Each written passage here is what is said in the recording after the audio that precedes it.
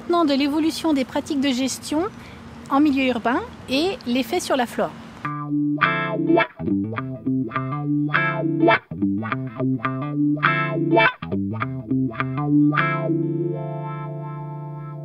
Jusque dans les années 90, les pratiques de gestion visaient essentiellement des objectifs esthétiques et hygiénistes.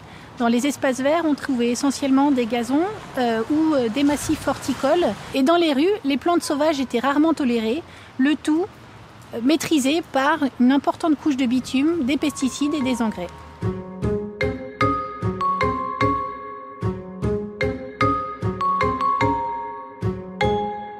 Depuis plusieurs dizaines d'années, les gestionnaires de voiries et d'espaces verts se sont orientés vers une gestion plus écologique de leurs espaces, en arrêtant l'emploi de pesticides et en diversifiant leur mode de gestion, afin d'avoir des milieux qui soient plus favorables à une plus grande biodiversité.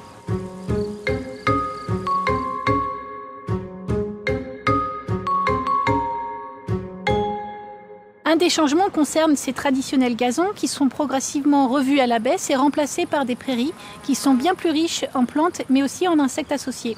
En effet, les prairies sont à un stade intermédiaire dans les successions végétales, juste avant les boisements.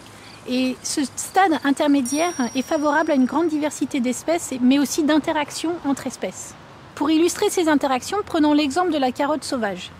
Cette espèce est la plante hôte de diverses chenilles de papillons comme le macaon qui se nourrissent à la fois des feuilles et des tiges. Mais la carotte est également visitée par divers pollinisateurs comme les coléoptères, cirphes, mouches, abeilles qui viennent butiner son nectar et en passant de fleur en fleur assurent sa pollinisation. Enfin, les fruits de cette carotte sont armés de crochets qui lui permettent de voyager sur nos vêtements ou sur la fourrure des animaux et ainsi de coloniser de nouveaux sites.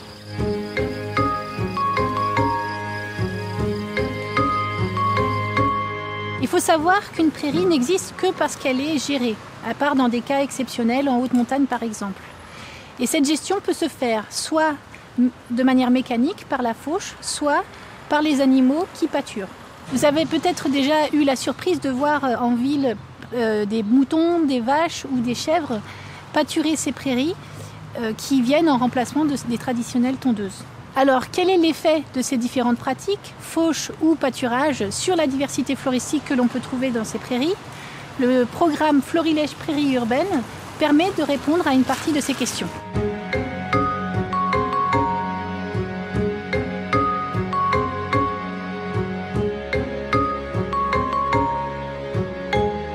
Les programmes de sciences participatives comme les observatoires Viginature consistent à impliquer des citoyens volontaires dans l'observation de la biodiversité et ainsi de rassembler de grandes quantités de données que les scientifiques seuls ne pourraient rassembler en un temps raisonnable. Ces programmes permettent aux participants de se sensibiliser à la nature ordinaire et aux scientifiques de produire des indicateurs pour mieux connaître l'état de la biodiversité et son fonctionnement.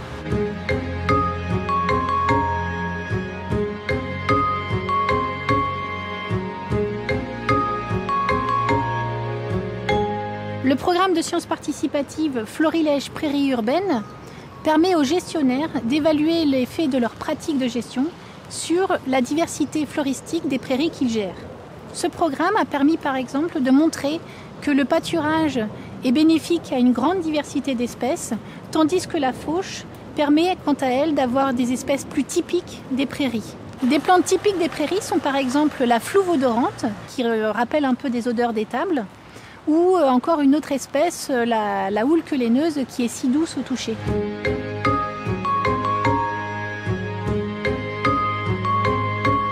Le programme de sciences participatives Sauvage de ma rue est cette fois-ci destiné aux citadins pour analyser la diversité floristique observée dans les rues. Est-ce que vous pouvez nous en dire un peu plus, Nathalie, sur ce programme ?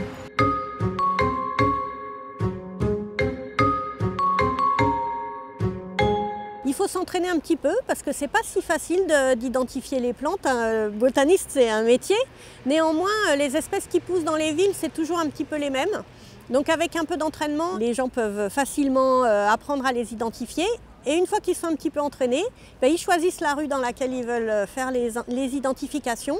Ils dressent bien la liste de toutes les plantes qui poussent dans la rue et ensuite ils se mettent sur le site Sauvage de ma rue où il y a tout ce qu'il faut pour qu'ils puissent saisir les données.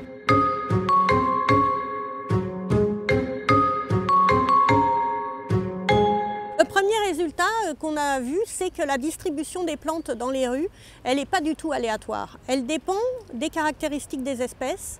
Par exemple, on trouve en centre-ville très peu de plantes qui sont pollinisées par les pollinisateurs, insectes, mais elles sont pollinisées par le vent ou alors elles se débrouillent pour se polliniser elles-mêmes. Et en revanche, plus on s'éloigne des centres-villes, plus on va dans des quartiers où il y a des jardins et plus on trouve ces espèces qui sont pollinisées par des insectes. Après, quand on se rapproche des zones agricoles avec de l'agriculture intensive, et là on repère encore ces espèces qui sont pollinisées par les insectes.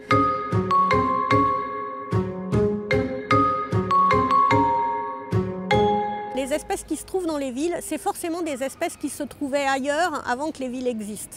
Après, elles ont pu évoluer pour se retrouver essentiellement dans les villes.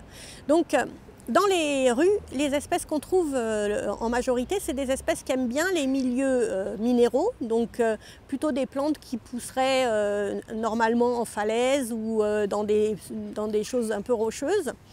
Et donc dans la ville, dans les rues, on trouve beaucoup de ces espèces-là. Parmi les espèces qui poussent préférentiellement dans les rues et qu'on trouve un peu moins dans les parcs, il y a par exemple la Cymbalaire des murailles, qui est une adorable petite plante qui pousse plutôt sur les murs. Et elle a des jolies petites fleurs violettes avec un cœur jaune. Voilà, elle est magnifique. On l'appelle ruine de Rome aussi parce qu'on la trouve certainement beaucoup à Rome. Les notions clés à retenir. Évolution de la flore urbaine en lien avec l'évolution des pratiques. Gestion différenciée des espaces verts, avec notamment un arrêt de l'utilisation des pesticides, l'éco-pâturage, la végétalisation du bâti. Les sciences participatives comme outil d'évaluation des pratiques et de suivi de la flore. Les plantes phares de ce sujet sont la houlque laineuse,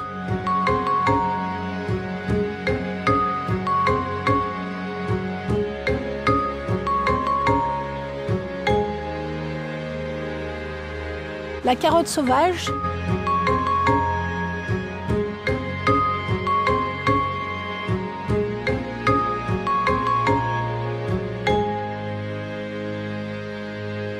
et la Cymbalaire des murailles.